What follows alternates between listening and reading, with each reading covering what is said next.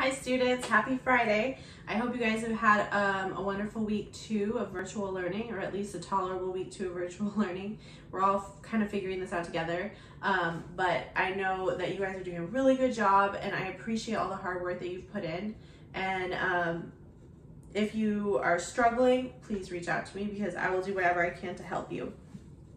Okay, so today's lesson is going to be pretty short.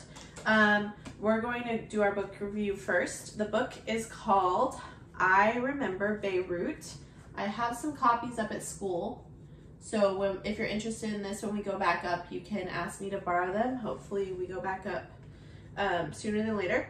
This book is by Zaina Abirakid. I'm not 100% sure, sorry if I mispronounced that.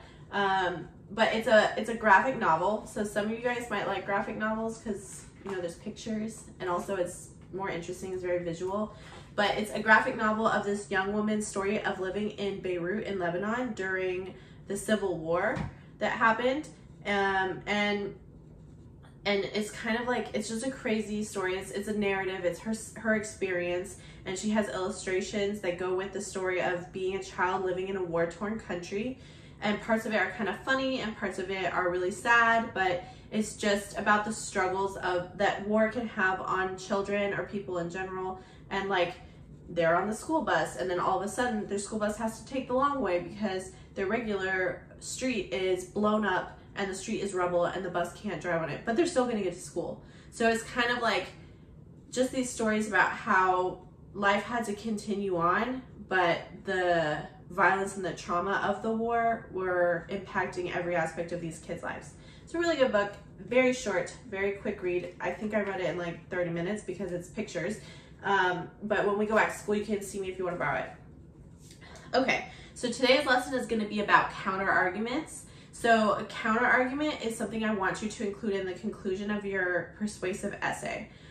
You could put it somewhere else. If you're a really strong writer and you're getting 4s on your essays and you're like, I want to put a whole counter argument in this other paragraph, then you can put it somewhere else. But for now, I want everyone to put it in their conclusion for a couple reasons. One, it is really persuasive. It's a persuasive strategy that graders look for when they're saying, did they use persuasive strategies?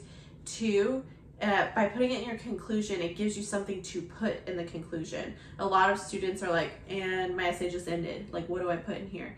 Counter argument. So the counter argument is basically where you're gonna acknowledge the other side. You're not arguing both sides. You don't flip-flop, but you're gonna acknowledge the opposition and then explain why they're wrong. When we're explaining why the other side is wrong, that's often called a refutation. You're gonna refute the other side. Okay, so go ahead and either type this in your computer or write this in a notebook if you have a notebook. But here I have a couple phrases that you can copy and you can kind of use them as sentence stems to fill in the blank. That way when you're writing your counter argument, you can use this template if it's difficult. If you don't want to use these, you don't have to. But, okay, so I have this whole paper about how students shouldn't have to wear uniforms, blah, blah, blah, blah, blah. I proved my point, I have my thesis. My thesis was that students should not have to wear uniforms because it limits creativity and it causes discipline problems. Now, in my counter argument, I'm going to say some people argue or some people say that uniforms create a safer environment at school. However, with that transition there, however, they are incorrect because intruders rarely are wearing the uniform and often do a lot of damage anyways. A specific polo is not going to actually keep anyone safe. If someone is armed, having a different color shirt on is not necessarily going to keep anyone from getting hurt. Okay? Sorry to get dark on you there for a second, but like, you get my point. So you can use this phrase as the first sentence of your conclusion. Some people say, or some people argue. You give the opposite side, the opposite perspective for one sentence. Not a whole paragraph. Do not flip-flop on me. You will confuse your reader if you flip-flop. So just one sentence about what these other people think, and then you refute it. However, they are incorrect because, or however, this is wrong because. Okay, so the work that we're gonna do with counter-argument is if you go on to No Red Ink. You're going to need to go log into noredink.com, and you're in our class. You should see an assignment there, counter-argument practice.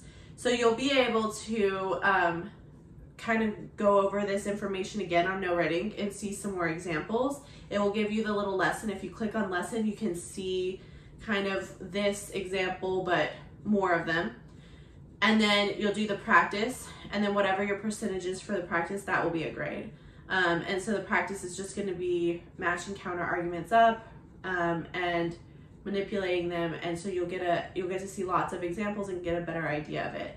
The lesson today is pretty short because it's mostly on No Red Ink, and I just wanted to give you a little explainer before you see it.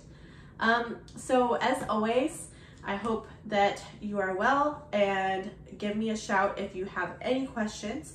Please make sure you get this work done in a timely manner. That way I can grade it and put it in for you. Okay? Have a good one. Bye.